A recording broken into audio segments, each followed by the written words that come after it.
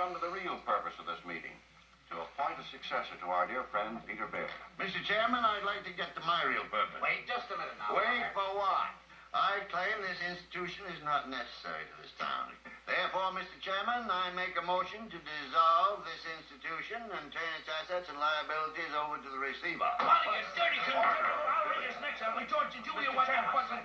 It's too soon after Peter Bailey's death to talk about chloroforming the building and loan. Peter Bailey died 3 months ago. I second Mr. Potter's motion. Very well. In that case, I'll ask the two executive officers to withdraw. But before you go, I'm sure the whole board wishes to express its deep sorrow at the passing of Peter Bailey. Thank you. It was his faith and devotion that are responsible for this organization. I'll go further than that. I'll say that to the public, Peter Bailey was the building and loan. Oh, that's fine, Potter, coming from you, considering that you probably drove him to his grave. Peter Bailey was not a businessman. That's what killed him. Oh, I don't mean any disrespect to him, God rest his soul. He was a man of high ideals, so-called.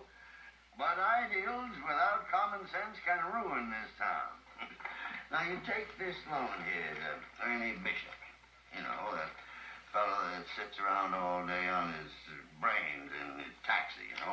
I happen to know the bank turned down this loan. But he comes here, and we're building him a house worth $5,000. Why? Well, I handled that, Mr. Potter. You have all the papers there, his salary, insurance. I can personally vouch for his character. Friend of yours? Yes, sir. You see, if you shoot pool with some employee here, you can come and borrow money. What does that get us? A discontented, lazy rabble instead of a thrifty working class. And all because a few starry-eyed dreamers like Peter Bailey stir 'em up and fill their head with a lot of impossible ideas. Now, I say... Just a minute. Now, hold on, Mr. Potter. Just a minute. Now, you're right when you say my father was no businessman. I know that.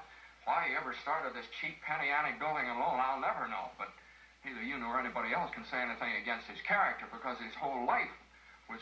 Why, in the 25 years since he and Uncle Billy started this thing, he never once thought of himself. Isn't that right, Uncle Billy? He didn't save enough money to send Harry to school, let alone me. But he did help a few people get out of your slums, Mr. Potter. And what's wrong with that? Well, here, you're all businessmen here. Doesn't it make them better citizens? Doesn't it make them better customers? You said that what'd you say just a minute ago? They had to wait and save their money before